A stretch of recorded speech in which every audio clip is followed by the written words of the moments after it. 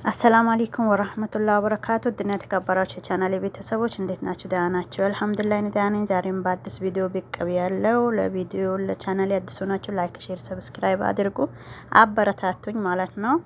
ዛሬ እንግዲህ ያበደ ወጥ ሊሰራ ነው። ቀይ ወጥ ሊሰራ ነው። ጥብስ ሊሰራ ነው እና የተለያዩ ቅመሞችን ይዤ በዚህ ሁኔታ ዶሮ ቀይ ወጥ ልሰራ ነው። የስጋ ወጥ መጀመሪያ እንግዲህ በዘይት ልጀምር። ዘይት አዘጋጅቻለሁ። እዚህ ጋር ሽንኩርት እና ጅንጅብል፣ ነጭ ሽንኩርት እኔ አዘጋጅቻለሁ በስ ለእናንተ ለማሳየት ነው። እዚህ ጋር ለጥብስና ለቀይ ወጥ። እዚህ ጋር ደግሞ የቆራረጥኩት ዝም ብሎ የቀራ ስጋ ነው። እዚህ ጋር ይሄው የቀይ ወጥ ነው። እዛ ትንሿ ደግሞ ለጥብስና ያዘጋጀሁት። እንደዚህ አይነት ነገር ለሚሰጣችሁ ሰው አላህ ሱብሃነሁ ወተዓላ አይጥፍ ድርብ አድርጎ አላህ ይስጠው። ሰውን ማስታወስ ትልቅ ነገር ነው እላቸዋለሁ። እዚህ ጋር ዘይት አለኝ፣ በርበሬ አለኝ፣ ጨው አለኝ። ይሄ ለጥብስ የተዘጋጀ ነጭ ሽንኩርት አለ፣ ጨውና ሊሞን ማጂ አለኝ። እዚህ ጋር ቅመሞች አሉኝ በየአይነት። ሁለተኛ ደግሞ ይኸው ሽንኩርት እዚህ ለጥብስ የተዘጋጀ ነው።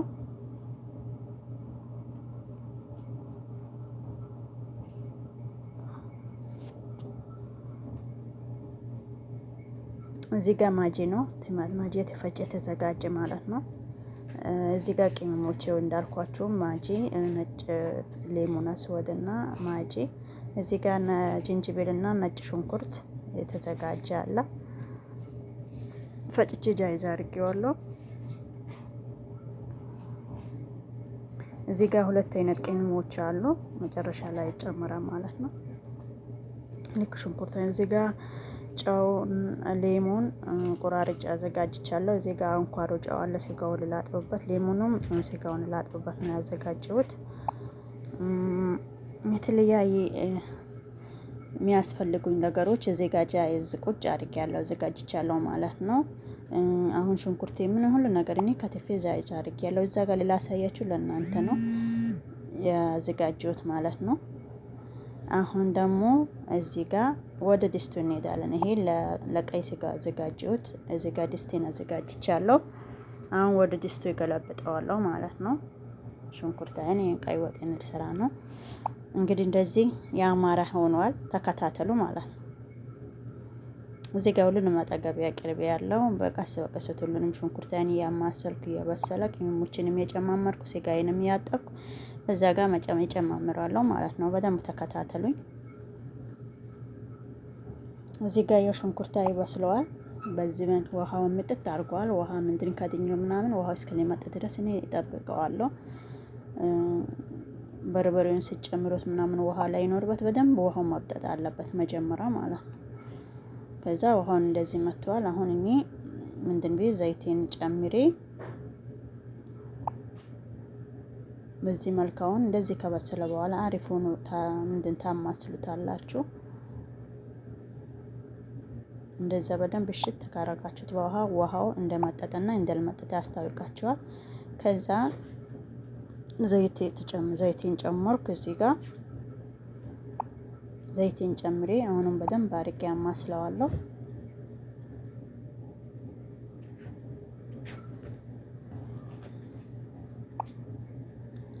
በደንብ አድርጌ እንደዚህ ካማሰልኩት በኋላ ብስል ላል ሽንኩርቱና ዘይቱ በደንብ ሲቆላላ ያስታውቃችኋል ማለት ነው። ለራሳችሁም እንደው ያበደ ወጥ ከዚህ የተሻለ ወጥ የሚሰሩት ትኖራላችሁ። እንግዲህ እንደኔ ደይፍ ይሆናችሁ ማለት ነው።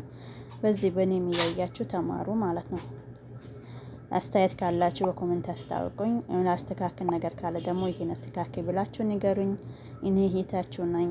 እናንተ ያላችሁን ነገር ይቀበላለሁ። በዚህ መልክ ዘይቱ በደንብ ተጠብሷል። ዘይቱ በደንብ ተጠብሰዋል። እዚህ ጋር አሁን እኔ በርበሬን እጨምራለሁ። በርበሬ ጨመርኩ። ከተዘጋጀው መጀመሪያ አዘጋጅቻለሁ። እሱን ከጨመርኩ በኋላ እንደዚህ በደንብ አቅላላዋለሁ ማለት ነው። በርበሬ ግን በደንብ መብሰል መቆላላት አለበት። ቅመሞችን ምናምን ከመጨመራችሁ በፊት በደንብ ምንድን ትሉታላችሁ አያቃጥልም ማለት ነው። እንደዚህ ሽት ታደርገዋለሁ ምንም ነገር ሳልጨምር። እዚህ ደግሞ የተዘጋጀ ማጅን ጨመርኩ። ማጅን ትናሹ የተዘጋጀ የተፈጨ ቲማቲም ማለት ነው።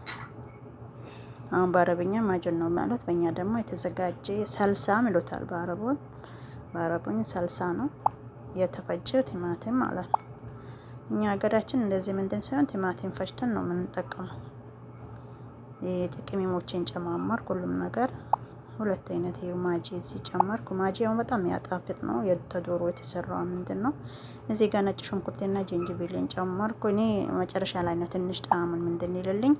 በርበሬን በደንብ ከጠንበስኩ በኋላ ነው ይሄን ነጭ ሽንኩርትና ጅንጅብሉን የምጨምረው ማለት ነው። አይሸትም። አንዳንድ ሰዎች ይሸታል እንደዚህ አንድ ላይ ተሽንኩርቱ መብሰል አለበት ምናምን አሉላ። እንደው በደንብ ነው ጣዕሙን የሚያመጣው ማለት ነው።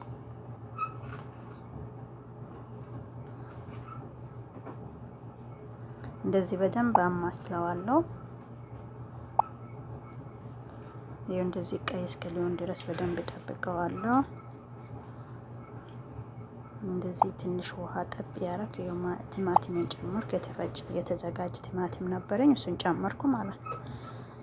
እንደዚህ ያረኩ በደንብ ያማስለዋለሁ አንድ ላይ ምንድን ይልልኝ ማለት ነው። ሱጎን ይሄው እንግዲህ በዚህ መልክ ዋው እንደዚህ ያማረ ሆኗል እላቸዋለሁ። እንደዚህ ትክትክ ብሏል። በጣም ምርጥ ሱጎ ሆኗል እና በደንብ ተከታተሉት። ከወደዳችሁ ላይክ፣ ሼር፣ ሰብስክራይብ እንዳትረሱ። አበረታቱኝም አይከፈልበትም። እንግዲህ መልካም ነገር ለራስ ነው ብያቸዋለሁ። እዚህ ጋር ስጋዬን ውሃ አለው። ውሃውን ጨምቄ እንደገና ጥቤ በሌሞን በጨው በሁሉ ነገር አጥቤ ጃይዝ አድርጌዋለሁ። አሁን ውሃውን እንደገና መልሼ ያለቅልቀውና ስጋዬን ይጨምራለሁ ማለት ነው። እዚህ ጋር ስጋዬን ጨመርኩ። ስጋ ያያችሁ መጀመሪያ ቀይ የነበረው ስጋ ጨውና ሌሞን ዘብዝፋችሁ ስታጡት እንደዚህ ሙሉ ይችላል። ቀይ ሆና ማለት ነጭ ሆና ማለት ነው። በጣም ደስ ይላል። ጣዕሙ ራሱ ይመጣል እንደዚህ በደንብ ስታጥቁት ማለት ነው። ጨውና ሌሞን ግዴታ ነው ለስጋ ማለት ነው። አታሎን ዶሮ ስታጡና በዚህ በጨው ዘብዝፋችሁ በደንብ ማጠብ አለባችሁ ላቸው። ለዚህ ጋር እንግዲህ አለቀ። እንደዚህ ባማረ ወጥ እንቁላል ጨመርሽ ልትም ትችላላችሁ። ይሄ የራሴ ስታይል ነው ማለት ነው።